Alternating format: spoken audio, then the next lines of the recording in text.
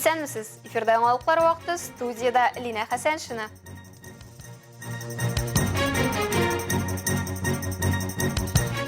Район башлыгы төзелеш объектлары белән таныша. Бөгелмә районында Татнефть компаниясы ярдәме белән социаль объектларны ремонтлыйлар.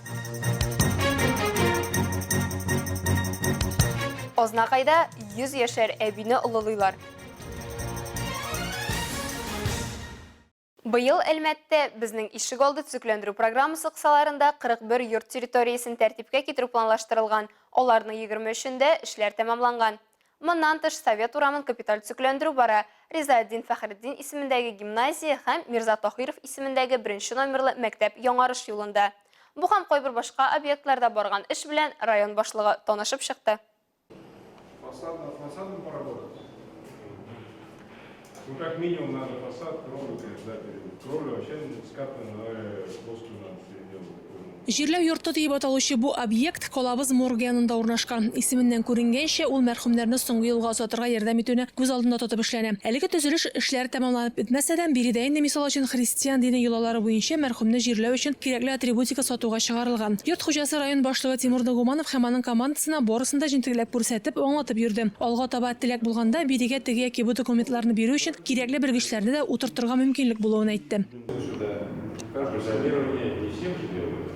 Но это, а он для чего? Для того, чтобы в процессе похорон просто он более похоронен. Переводит человека, более красивым делают, для прощания. Это чисто для прощания. Чисто для прощания. Район җитәкчелеге кергән чираттагы урын Риза Фәхретдин исемендәге гимназия. Биредә капиталь төзекләндерү бара. Так, ну что, как у нас? 1 сентября.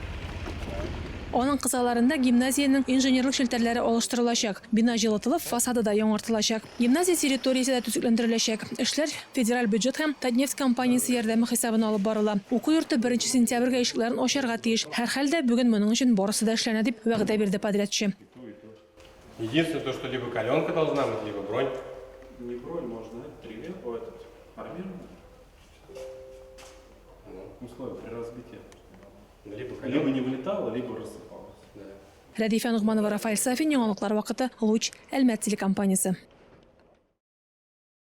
Бөгелмә районы башлыгы Ленар Закиров та Татнефть гранты ярдәме белән гамәлгә ашырыла торган объектларда ремонт эшләренең барышын тикшерде. Бөгелмә муниципаль районыннан 16 объект быел мәгариф, мәдәният, спорт һәм территорияләрне үстерү юнәлешләре буенча грантлар конкурсында җиңүче булды. Социаль әһәмиятле инициативаларны тормышка ашыру кампаниясенә 100 миллион сумнан артык акча юнәлтелгән. Пугачев мәгарәләре итәгендәге чишмәне төзекләндерүгә төзүчеләр җәй башында керешкән. Барысы да нефтьчеләр ярдәме белән тормышка ашырыла. Павлик Морозов урамындагы чишмәне реставрацияләүгә Татнефть хәйрия фондыннан 100 миллион сум акча бүлеп бирелгән. Ә җирле бюджеттан 1 миллион сум. Бюджет акчасына чишмә янына килүче юлларны төзекләндерәчәкләр. Хәзерге вакытта чишмә янәшәсендәге территория ремонтлана. Биредә тротуар плитәсе салына, күпер корылмасын ныгыту башкарыла. Барлык эшләрдә шәһәр башлыгы контролендә. У нас очередной еженедельный строительный объезд. Просто сегодня мы его решили посвятить тем грантам ПАО «Татнефть», которые мы в этом году выиграли. Достаточно большое количество объектов, серьезное финансирование, поэтому сегодня приехали посмотреть. Пока сложно говорить о сроках, в любом случае где-то есть чуть отставание, где-то мы идем с опережением, но в целом за этот летний период все работы будут выполнены. Поэтому это будет еще одно из красивых, уникальных мест для наших бугульминцев и гостей нашего города. Так что выражаем огромную славу и благодарность от всех жителей Бугульмы и Бугульминского района, компании «Татнефть» и лично Рафатовичу Маганову за такую грантовую поддержку. Нефтьчеләрнең 5 миллион сумга якын грант проекты буенча Судва районындагы һөнәрләр йортында урнашкан гаилә уку китапханәсе яңартыла. Бүгенге көндә төзүчеләр бүлмәләрне сүтү һәм монтажлау эшләрен алып баралар. Малярлар стеналарны тигезлиләр. Ремонт эшләре көз көненә тәмамланырга тиеш. Бу ремонт эшләрен безнең подрядчиклар башладылар май аенда. Хәзер инде безгә сүз бирделәрме, иртәрәк бетерәбез дип, октябрь аенда бетергә тиешләр. Азагында бик яхшы эшлиләр, бик ответственный кешеләр монда. Менә шунысы шатландыра. Татарстанда иң борынгыларның берсе булып саналган Бөгелмә туган якны өйрәнү музее да читтә калмаган. Нефтьчеләр ярдәмендә биредә тарихи бина фасады капиталь ремонтлана. Җирле бюджеттан кертемнәрне исәпкә алып, эшләрне финанслауның гомуми суммасы 8 миллион сумнан артык. Айгөл Шәрәфиева, Зирак Сәйдкулов, яңалыклар вакыты, Луч Әлмәт телекомпаниясе. Сүз оңайыннан, объектлар түзілу яки түзүкләндерүү генә җитми, аларның саклыгы да мөһим. Мисал өчен, чагыштырмача күптән түгел яңартылып, бүген калабыз халкы һәм кунакларның яраткан ял итү урынына әверелгән шәһәр күле һәм пляжы җәй башыннан бирле бер генә дә буш тормый. Халык иссидән котылу юлын су буенда таба. Тик менә суның чисталыгы әйләнә-тирәдәге шәхси сектор хуҗалыкларының санитар кагыйдәләрне дөрес үтәвеннән тора.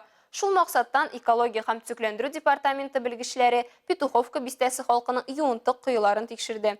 Уральская һәм Нагорная урамнарында булып, алар канализация коеларыннан куллану барышында барысы да түгел үтәлгәненә үз күзләре белән инанды. Бәхеткә тәртип бузу очраклары ачыкланмады. Бу хакта тулырак алдагы чыгарылышларыбызда карый алачаксыз. Башка темаларга. Басуларда кызу урак өсте дәвам итә. Бүген безнең иҗат төркеме район башлыгы белән бергә Сарман районы белән чиктәш булган хуҗалыкларның басуларын күреп кайтты. Теманы Рәдифә Нугманова дәвам итә. Әлмәт районының натур гомумән илебезнең дә авыл хуҗалыгы тармагы үз эшенең фидакарларына була бүгенгә кадәр яшәп килә. Моны бәхеткә район җитәкчелеге дә аңлый, шуңа күрә хезмәт барышында алар басуга чыгып комбайнчыларга рәхмәт хатлары тапшырырга ашыга. Александр Эдуардович Гавриленко тумышы белән Саратов якларыннан. Әтисе үрнәгендә ул механизатор булып китә. Соңгы 26 елда ул Әлмәт басуларында икмәк үстерә. Язын тракторда булса, көзен комбайнга утыра. Точно не подсчитываю. Ну, где-то 300 тонн, наверное, будет уже. Может, меньше чуть-чуть. Что вы испытали сегодня, когда вам вручили благодарность от главы? Ну, благодарность, конечно, это приятно.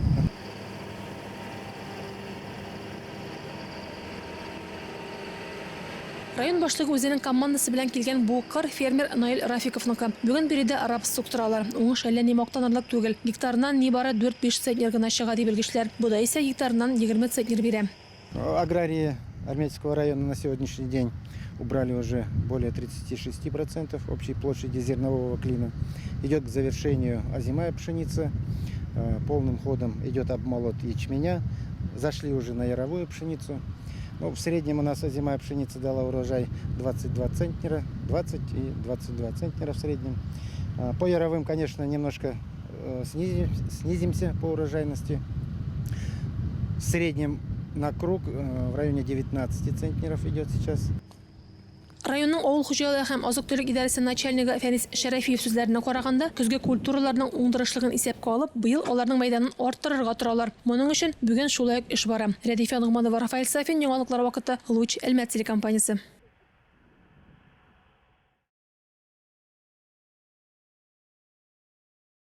Әлмәт районында йомырка җитештерәчәкләр. Яңа кошчылык комплексы Иске Михайловка авылы җирлеге территориясендә урнашкан. Бүген биредә әле төзелеш эшләре тәмамланмаган. Шулай да Кушкортның беренче репартиясе инде кайтартылган. Державных субсидий нету. Только на свои деньги. Марсель Абдуллин шәхси эшмәкәр чыгышы белән ул Иске Михайловка җирлегенә караган Нариман авылыннан. Бүген инде ул авыл таралып бетсә дә, туган нигезенә якын урнашкан Наратлыны ул туган авылына саный. Шуңа күрә яңа җитештерү объектын да шушында булдырырга уйлаган. Заканчиваем зернохранилище, потом построили птичник, сейчас завезли курей, несушек.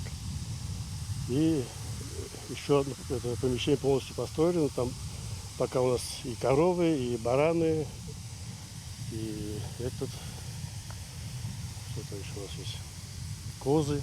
Кайчандыр биредә Дружба колхозының фирмалары булган 2000 гектар мәйданны ул узган ел сатып ала һәм өр-яңадан кошчылык терлекчелек комплексы төзергә уйлый. Тулы булмаган бер ел эчендә берничә фирманы җиткереп тә өлгерәләр. 40 мең башка исәпләнгән тавык фермасы моннан тыш Казүрдәк, шулай ук мөгезе эре терлек асрау мөмкинлеге. Белгечләр әлеге зур проектның гомуми бәясен 350 миллион сумга бәяли.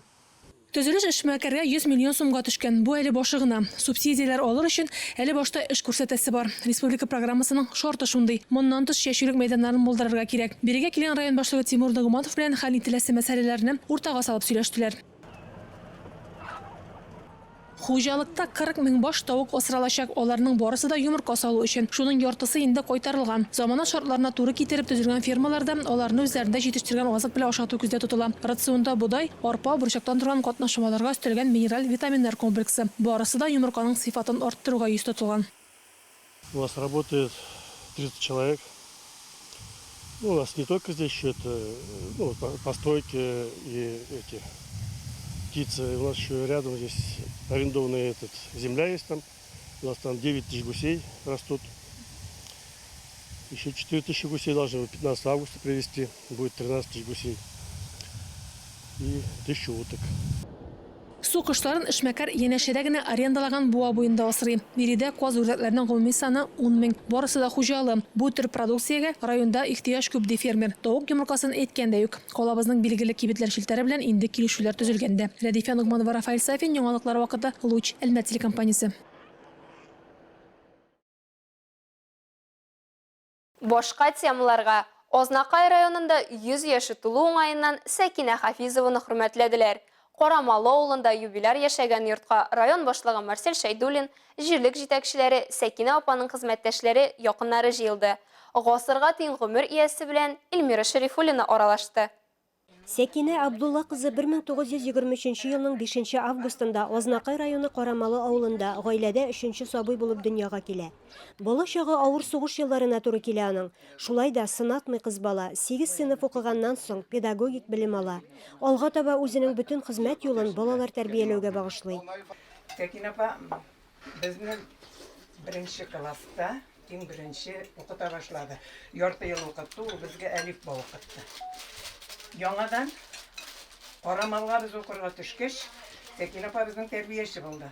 Ул безнең әти белән әнине алыштырды. Яңадан да безне мин үзем эшли башлагач, язмыш шулай тагын очраштырды. Без аның белән коллегалар булдык, бергә эшләдек.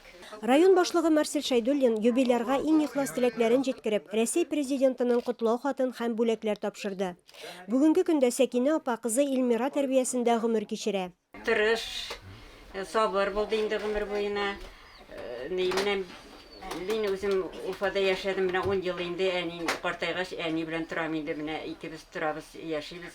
Бик тыныч кына, әйбәт кенә яшибез дигәндәй, аныклары да бар, аныкчыклары да бар инде аларның. Соннан хәзер бик онытып та беттем инде, ничә булгандыр дигәндәй. 4 кыз, без 4 кыз идек инде. 6 онык һәм 7 оныкчыкның яраткан әбиләре булып, һәр туар таңга шөкер итеп яши бирә ул Сәкинә Хафизова. Эльмира Шәрифуллина, Рөстәм Әкбаров, яңалыклар вакыты, Луч, Әлмәт телекомпаниясе. 4 атна рәттән ялларны мәдәнидә күз аллауны арттыручы да итеп уздырырга мөмкинлек биргән Каракүз фестивале тәмамланды. 3нче ел рәттән Әлмәт халкын һәм кунакларын сөендерүче этно-мәдәни фестивальгә джаз концерты нокта куйды. Калабызда ил күләм танылган җырчылар чыгыш ясау белән Татнефть компаниясе һәркемнең күңелен күрде.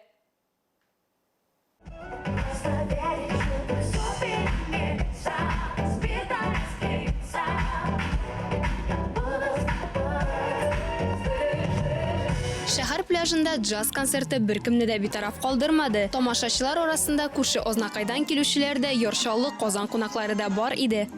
Бездә музыка укытучысы мәктәптә шушы джазовый музыканы без яратабыз, тынлыйбыз, гаиләдә дә тынлыйбыз. Шуңар күрә шушы фестивальгә, шушы концертка кызыксынып килдек.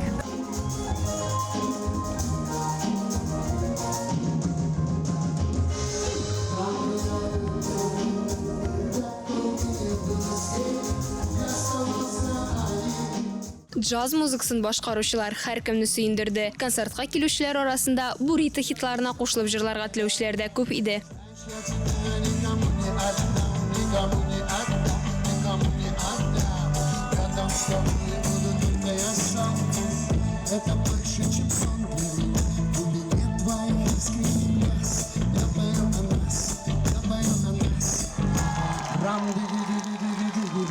Удивительно необычно ощущать себя среди музыкантов немного других направлений, но для меня большой честью является, во-первых, послушать ребят, которые играют очень круто.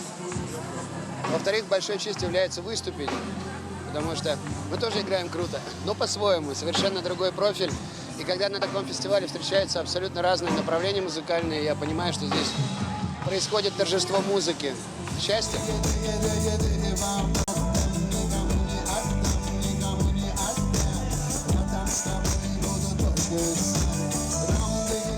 Джаз фестивалінің хедлайнері булган Алексей Чумаков чыгышы 3 еллык тарихы булган елдан ел яңа программасы белән сөендерүче Каракүз этнофестиваленә нокта куйды.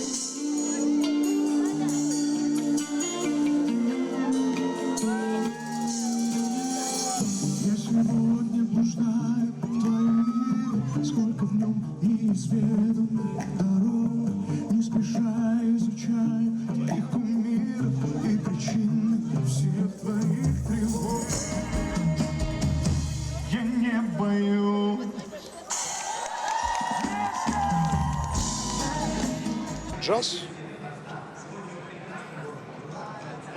наверное, как позиция, умение импровизировать, умение жить музыкой, а не изучать ее, а чувствовать ее. Джаз — это музыка, которую нужно ощущать, а не вычислять. Поэтому, наверное, в этом смысле джаз для любого музыканта важен, поскольку нужно уметь адаптироваться под разные условия в рамках концерта, в рамках музыки, в рамках творчества.